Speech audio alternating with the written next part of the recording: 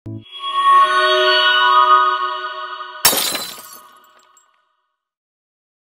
memang podcast kita ini kan ya alhamdulillah sih sudah ke-6 ya Iman ya. Iya. Tapi masih terus lah kita perlu perbaikan, improvisasi, kreativitas dan sebagainya. Kita juga malu dengan nama angkatan 34 itu kan kreatif ya. Nah, jadi kita harus terus berinovasi. Apa sih yang nggak mereka punya, kita berusaha untuk out of the box istilahnya gitu.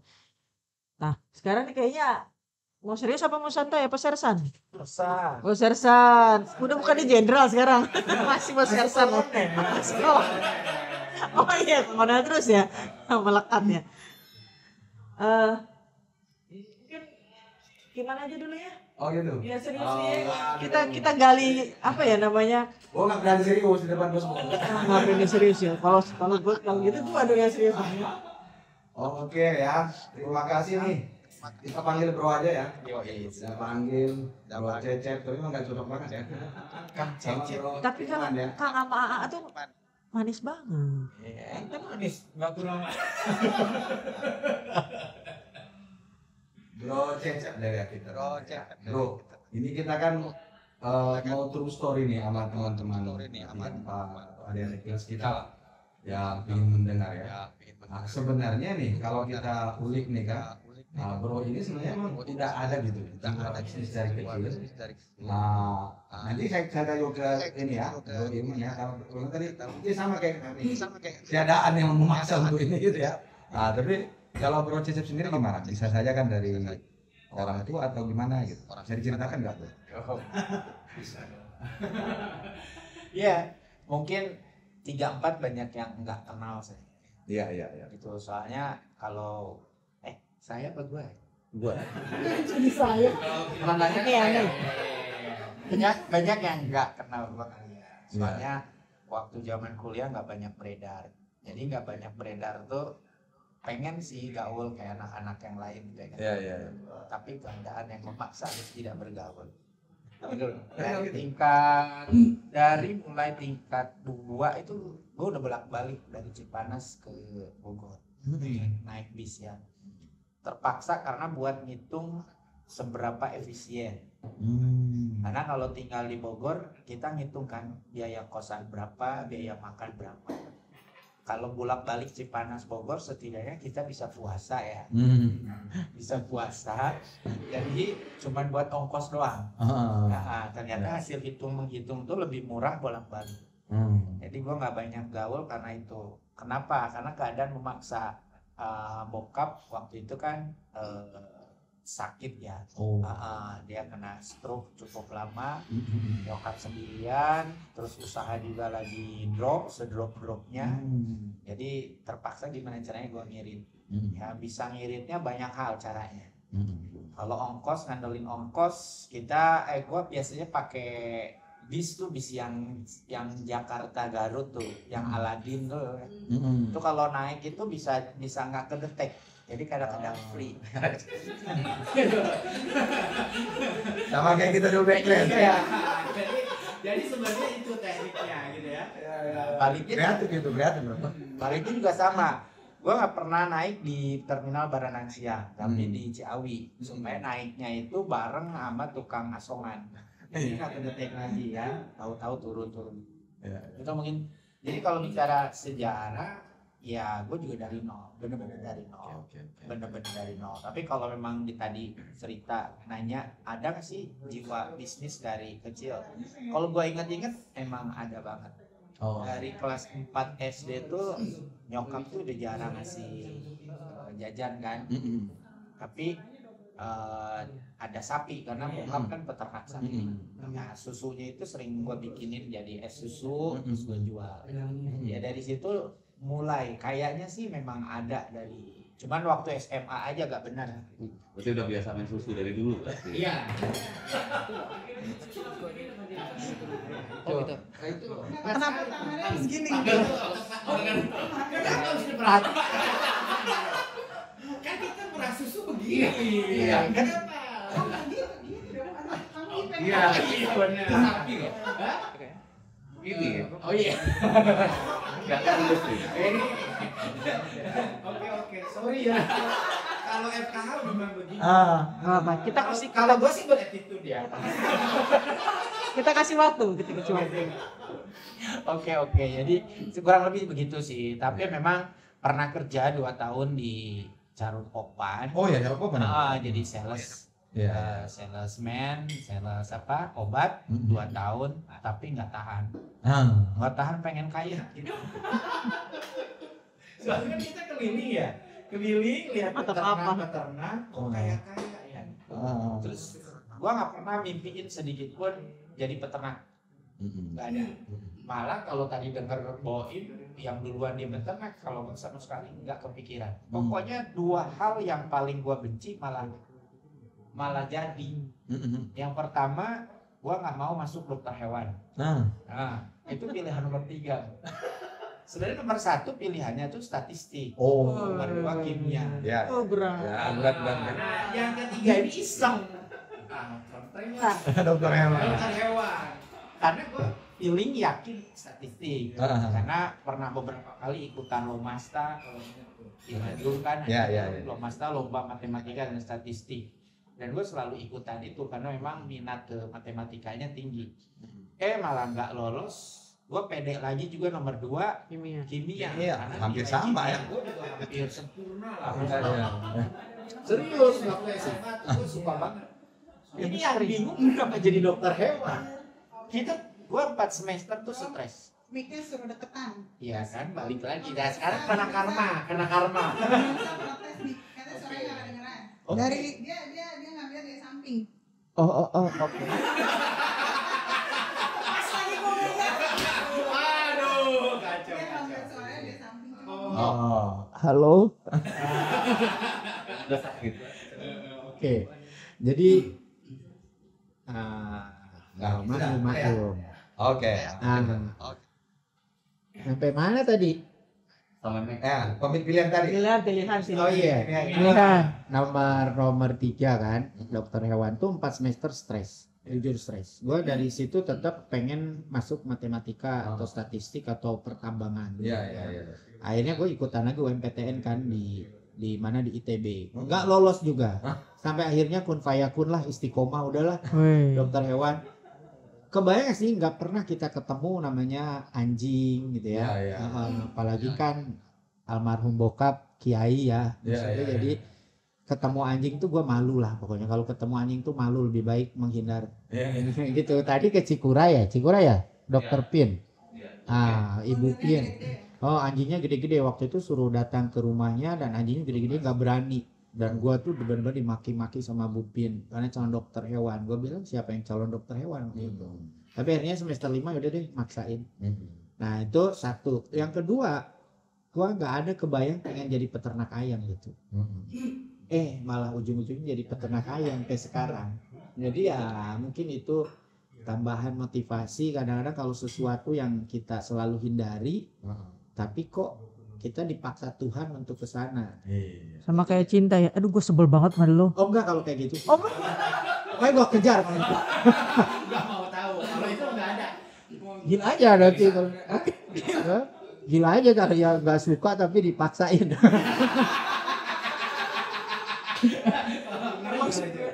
Gue sebel sama dia gitu. Nah, kan orang selalu bilang, jangan sebel sama dia, ntar jadi senang betul gitu. Nah itu ada kejadian orang lain ke gue kayaknya iya.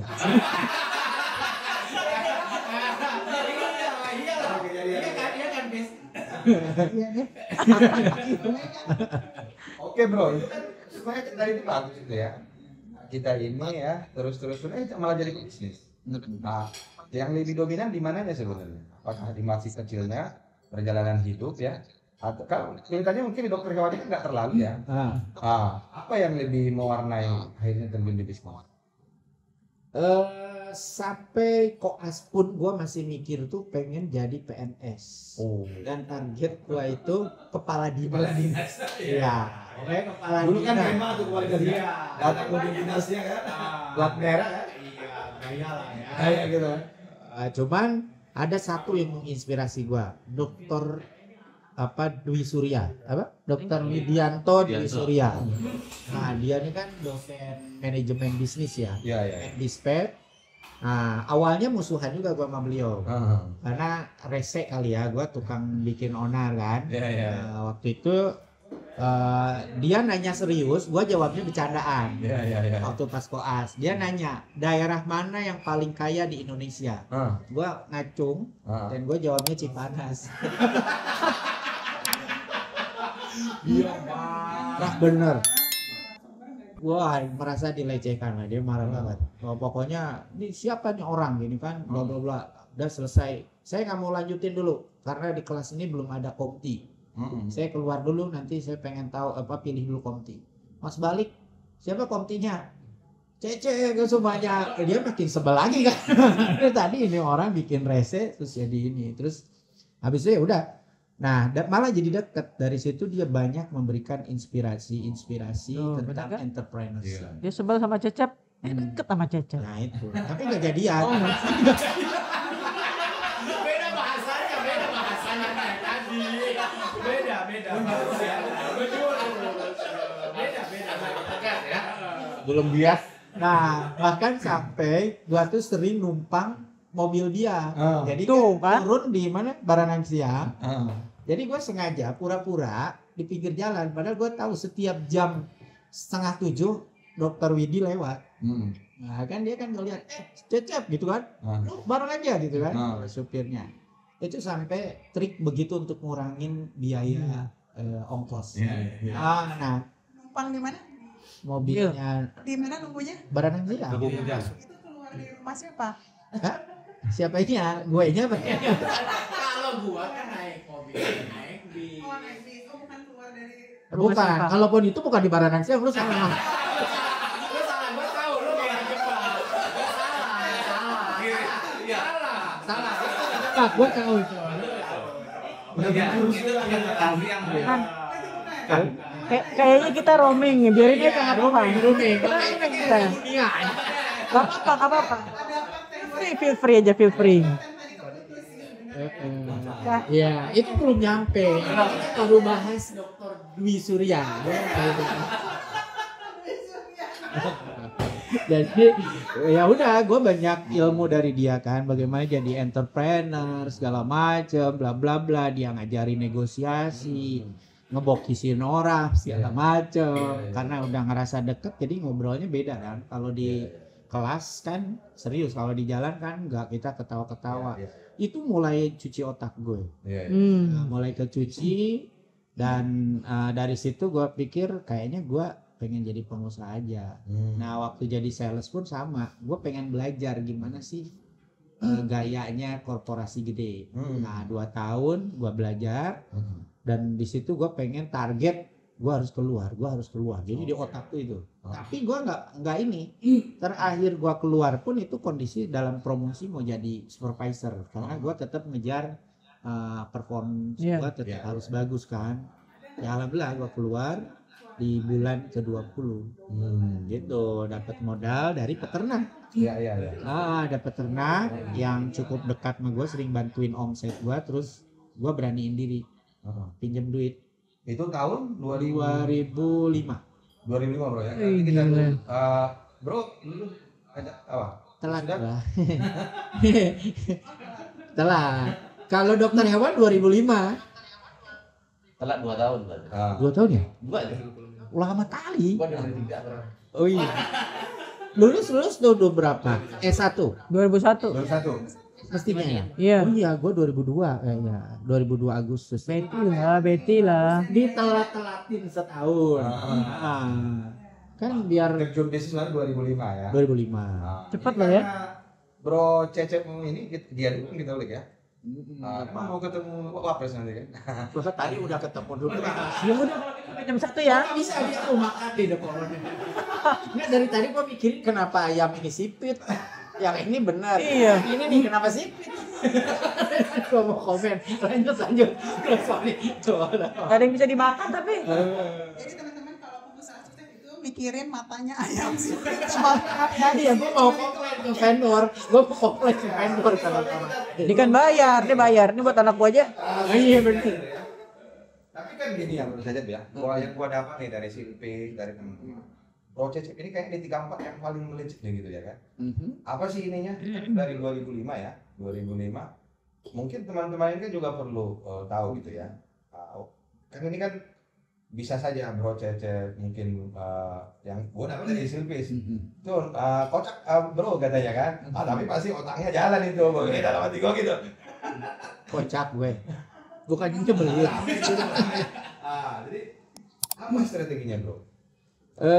Kalau gue sih nggak ngerti ya, dari dulu tuh kalau udah komit ya komit. Dulu kan SD SMP gue bandel kan ya. Sering bolos segala macem dan lain-lain. Nah pas SMP tuh gue janji gue mau bener. Dan di situ juga semua orang kaget pas SMA gue bener jadi kutu buku. Gitu loh. Sampai bisa ranking 1 semua, padahal orang-orang dulu nganggap bego banget lah. Gitu. Nah jadi begitu juga saat bisnis juga gue sih modal komitmen aja, konsisten. Makanya tahun 2005 itu semua gue hajar. Jadi mulai dari dokter praktek kan, buka klinik, dimodalin orang juga, dimodalin pasien, klien.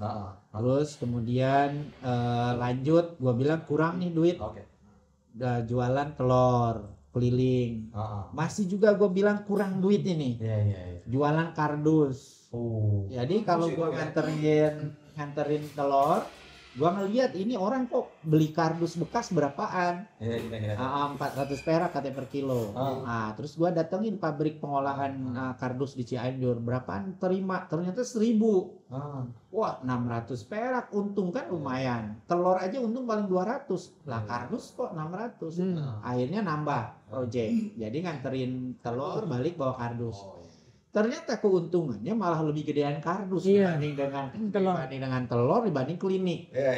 Klinik hewan paling dapat sebulan berapa sih? 3-4 juta. Dari kardus itu gua dapat bisa 5 tonan sampai 10 ton per bulan. Ya 5 ton kali 500 kan udah lumayan ya, 2,5 juta. Terus 10 ton naik per minggu loh ya. Per minggu. Jadi per bulan bisa 20 sampai 40 ton. Ya masih kurang juga. Nah, jualan lagi lah pecel ayam, pecel lele depan rumah. Terus aja gitu. Ya alhamdulillah jadi tukang ayam 2005 itu barengan Sahid. Jadi Sahid, gue belajar ke Sahid gimana sih jadi broker ayam. Mulai dari jualan 1 truk, 2 truk bareng Sahid, dimodalin sama Koasen tuh, peternak gua tuh. Ya alhamdulillah gede. Sampai 2010 perusahaan gue diakuisisi Malaysia. 80% saham gue diambil sama mereka, terus mereka kucurin dana ke gue buat ngebangun full integrated farming di Indonesia. Ya kaget-kaget gimana ya, gue dapat kucuran dana waktu itu investasi 1,6 ya.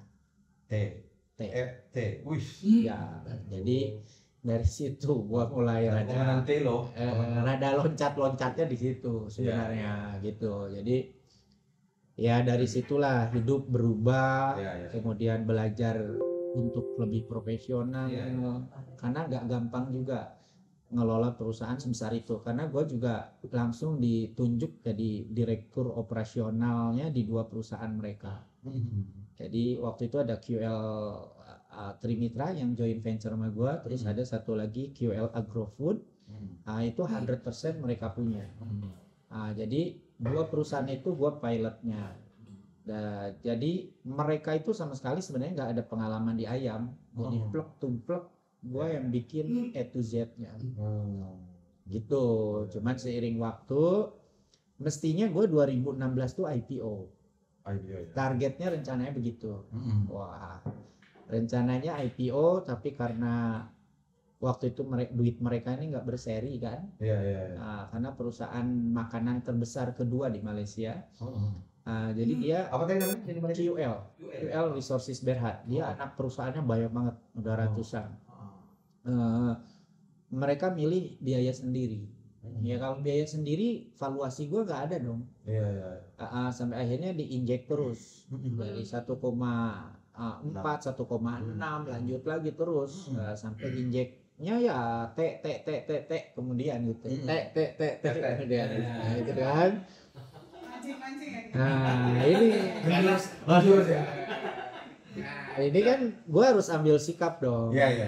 Maksudnya karena mau nggak mau gue terdilusi kan. Iya, iya. Terdilusi saham sampai akhirnya 2017 gue bilang gue harus mulai mikirin nih gimana caranya gue harus gede sendiri juga gitu. Akhirnya 2019 gue exit.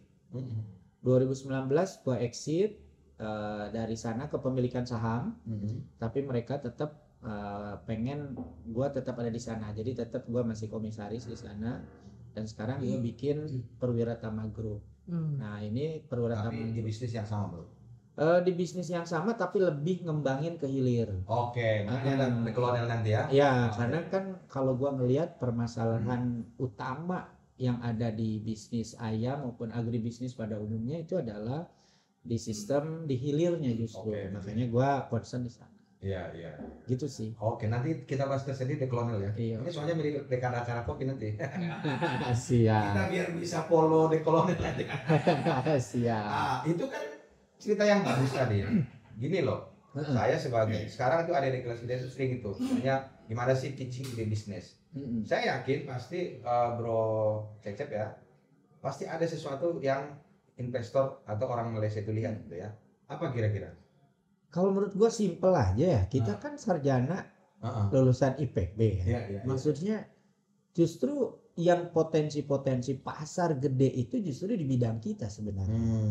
Di ayam, di pertanian gitu. Kenapa sih nggak kita concern ke sana? Oke. Di saat orang berlomba-lomba masuk ke ilmu ke hal-hal yang sifatnya terlalu wow, terlalu modern ya, kayak keuangan, bisnis keuangan, kemudian bisnis digital, teknologi dan lain-lain. Kita balik lagi ke situ aja.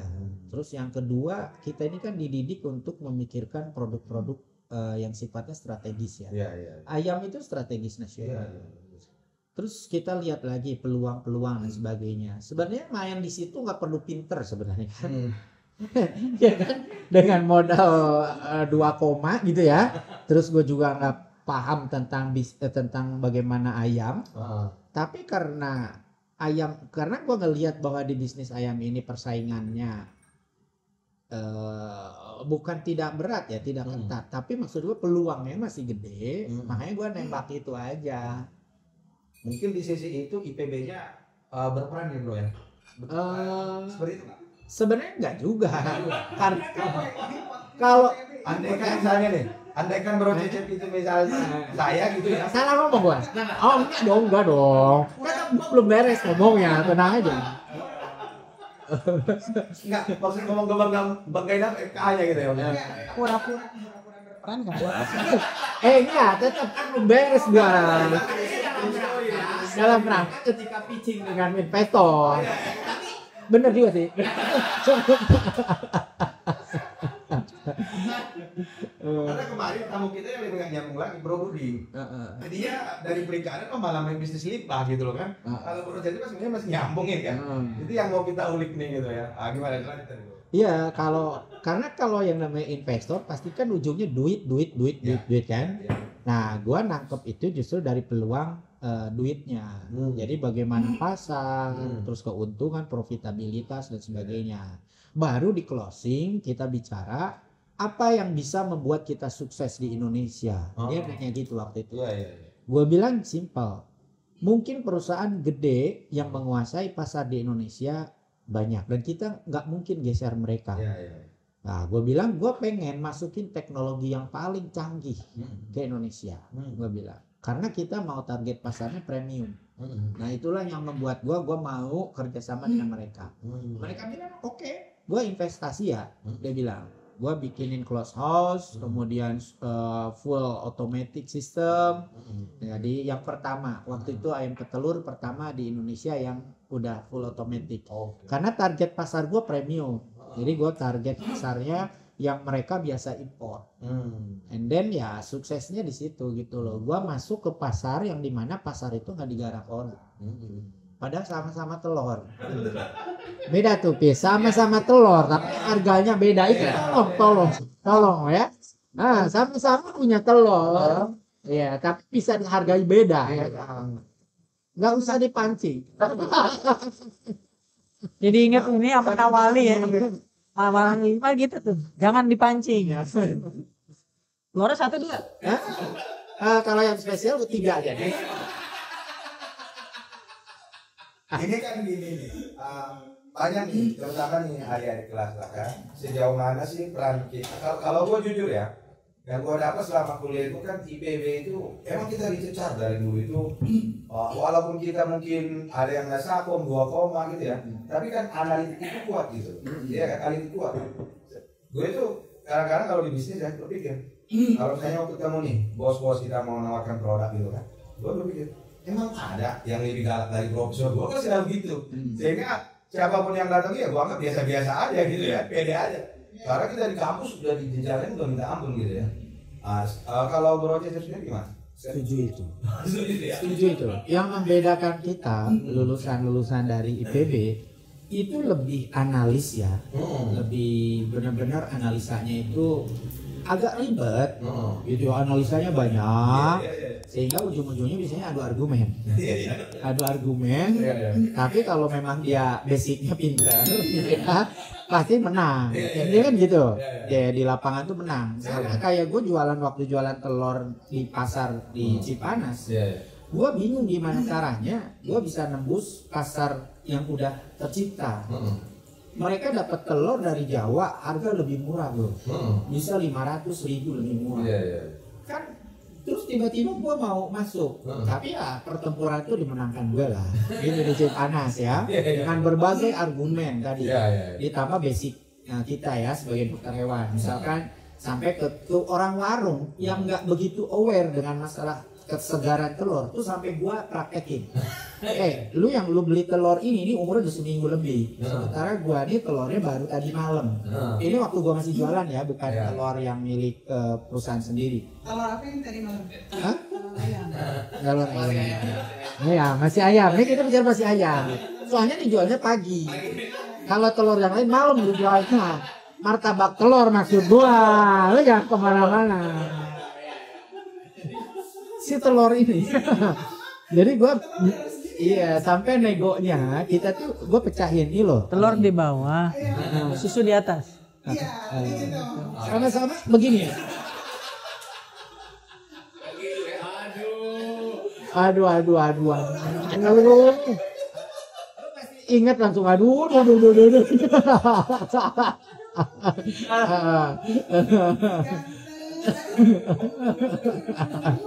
Gitu, gue sampai trik gue kayak gitu. Nih lihat telur ini lebih segar segala macam. Terus akhirnya gue dapet tembakan gitu. Kita punya timbangannya anget. Oh, anget. Tadi ini telurnya anget. Telur baru keluar. Iya, kalau keangetan kan turun. Benar. Ini inovasi ya. Inovasi. Ya, negosiasi. Jadi gue bilang oke, harga dia lebih murah, tapi mari kita timbang bareng-bareng. Ternyata hasil temuannya bener dong, 14 kilo setengah per peti. Padahal gue bilang beda harga gope per kilo, tapi gue punya 15 kilo. Gue punya 15. Gede ya?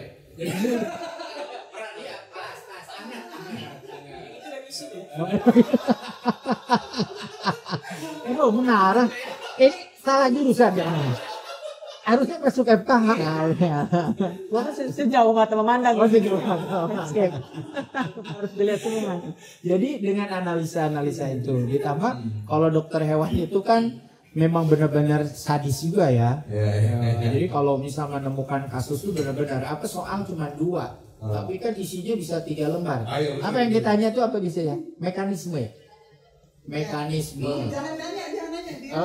Oh iya, lupa gua.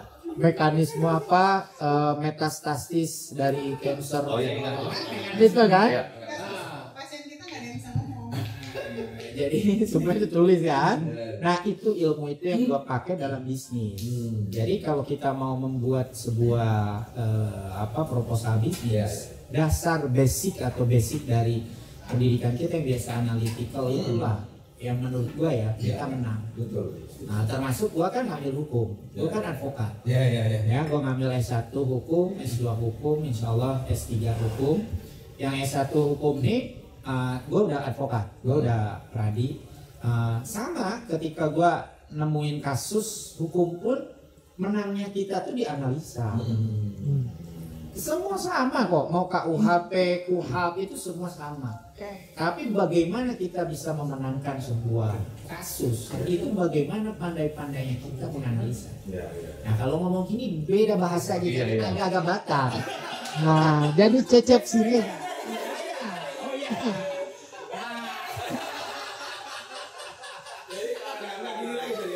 Gini ya. Saya Intonasi juga berubah, beda. Cecep jadi opung. Cecep Nasution. Gitu, jadi analisa. Jadi bagaimana gue melihat analisa sebuah kasus. Karena kan dokter hewan yang gue pernah praktek. Sylvie juga pernah praktek. Kita sering tektokan juga, sering komunikasi. Karena untuk dapetin diagnosa penyakit hewan itu berat kan, perlu analisa. Pasien lo sering mati itu kan ya? Mati pada saatnya. Kalau gue pilihan cuma dua, sakit ketika datang ke gue pasien, sembuh total atau mati. Nggak boleh ada yang setengah-setengah gitu. Gitu. Jadi dari situ kita istilahnya masuk ke perwira grup ini ya, perwira tama grup ini ya. Jadi sekarang apa ini bro yang dijalankan? Perwira Tama Group sebenarnya nih target tuh cita-cita gue dari hulu sampai hilir, bahkan lebih Di seputar ini NBPS atau ayam aja? ayam. Oh ayam ya. Gue tetap bisnis ayam aja deh, gitu ya. Ayam tuh karena banyak jenisnya itu ini. Betul. Jadi kita enak gitu ke bawah kemana-mana kan. Ayam tuh banyak. Iya berat pun macam-macam. Mulai dari yang 0,8 kilo sampai 50 kilo. Sampai 50. Iya. 50 kilo ke bawah. Sekeranjang. Sekeranjang. Gitu. Isi 20 ekor kan. Iman mungkin tahu jenis-jenis ayam?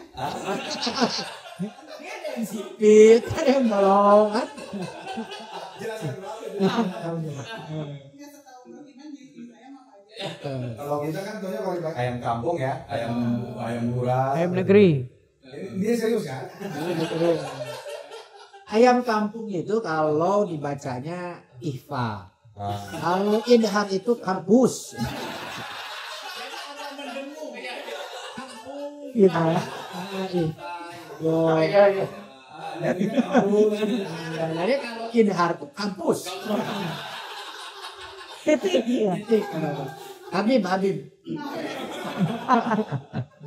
Jadi waktu kita ngobrolnya jam berapa? Sampai jam 11 ya? 11.30.